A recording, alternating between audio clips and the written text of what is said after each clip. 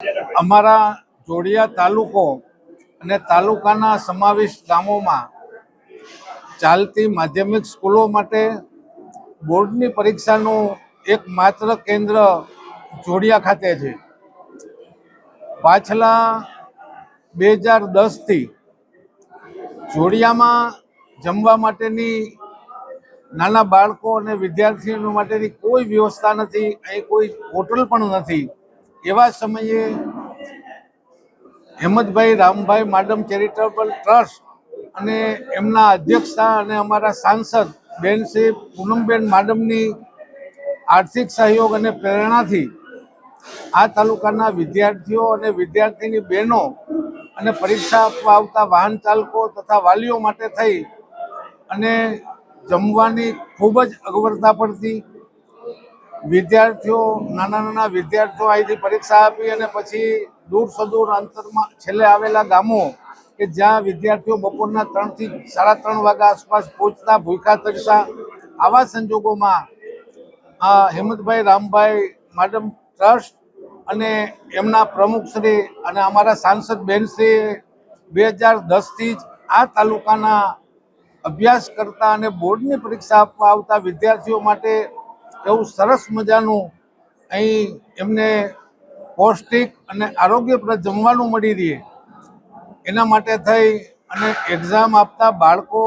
અને વિદ્યાર્થીનીઓ તો ખરી જ, પણ એમને લઈને આવતા વાહન ચાલકો,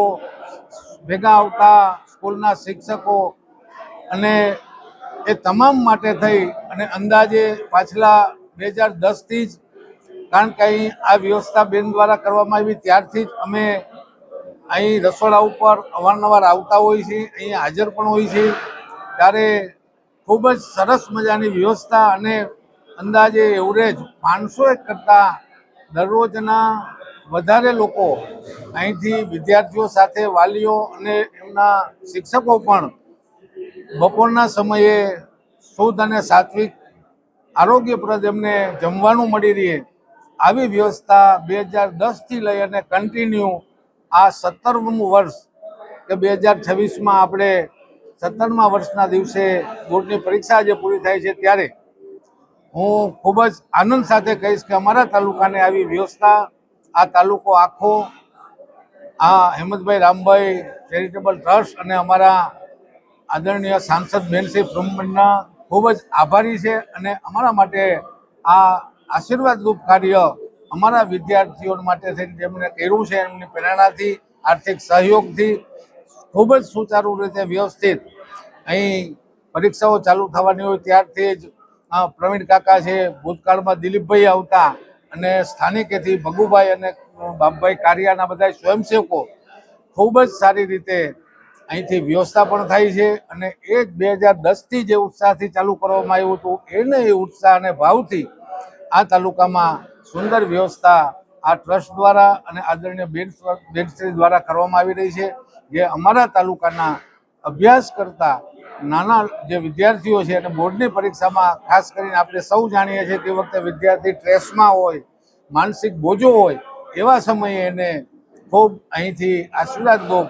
ભરપેટ સાત્વિક અને પૌષ્ટિક ખાવાનું સારા વાતાવરણમાં મળે છે. અને અંતમાં છેલ્લે દિવસે હું બેનનો એ પણ આભાર માનું કે ભાગ્યે જ ક્યારેય કોઈ એવું નથી બન્યું કે છેલ્લા દિવસે આ તાલુકાના તમામ ક્ષેત્રના આગેવાનો અહીં તાલુકા મથકે ગવર્મેન્ટ ઓફિસમાં જોબ કરતા અધિકારીથી માંડીને કર્મચારીઓ આ તમામને પણ આ વિદ્યાર્થીઓને જેવું જમાડે છે એની બદલીમાં જેમ આર્મીમાં બડાખાના હોય છે એક દિવસ, એવું બડાખાનાનો પ્રોગ્રામ છેલ્લા દિવસે આ ટ્રસ્ટ દ્વારા અને બેન દ્વારા રાખવામાં આવે છે. જેમાં તાલુકાના સરપંચશ્રીઓ અને તમામ પક્ષના આગેવાનો